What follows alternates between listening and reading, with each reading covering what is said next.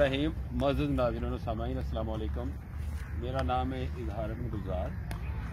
इस वेले असीं एक ऐसी जगह पर खड़े हैं जिथे बांसां तो सीढ़ियां बनाने का काम लिया जा रहा और मुख्तलिफ प्रोसैस के वास्ते बांस इतने तैयार किए जाते हैं और बांसां नूं चूंकि ज़ाहिर है जिग जैग जो होंगे टेढ़े मेढ़े होंगे इन्होंने इतने सीधा करने वास्ते बाकायदा इन्होंने अपना एक सिस्टम लाया है वा और इसे तमाम जो इन्होंने कह लो कि वर्कशाप है और वो बांसा की जी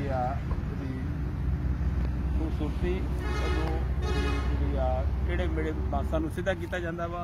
सारे बांस जोड़े क्योंकि जो बांस होंगे ये टेढ़े होंगे ने और जो प्रोसैस चो गुजारते अग दे उस वेले ये सीधे होंगे ने और बांस जोड़े बुनियादी तौर पर हर जगह जरूरत आती है। गोवां दे विच आउंदी है, मकानां दे वास्ते, तमीरात दे विच होर मुख्तलिफ किस्म के छत्तां दे विच भी सीढ़ियां बेशुमार जराए ने जिथे शैड बनते हैं लोग बनाते हैं छत्तां प्रोसैस तो असीं तुहानूं दिखाउंदे हां। इस दिखाओ इधरों काम हो रहा जी बांसां दे हवाले दे नाल लो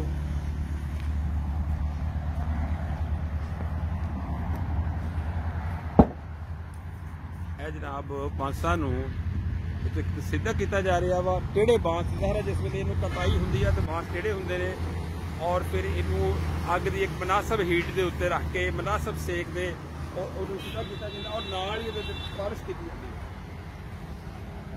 और नाल ही जी पेंट आ खूबसूरती वास्ते पेंट का कोई जाती कोई फंक्शन नहीं है लेकिन बांस की खूबसूरती वास्ते वो पेंट को नाल पेंट की जाती है मुनासब हीट से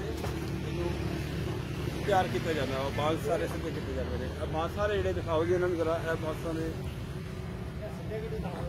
हाँ बांस सीधे बांस हो जी बांस आ सारे तो सारे इन्होंने सीधे किए हैं। सारे जिग जैग जो होंगे टेढ़े मेढ़े बांस होंगे ने बांस कभी भी सीधा नहीं होया और ये बांस जिन्ने भी इस वे एक मेरा ख्याल है कि इस गिरदोनवा के बहुत बड़ा पॉइंट आ जिथे बांस का एक बहुत वसी पैमाने से कारोबार हो रहा है। ठीक है जी।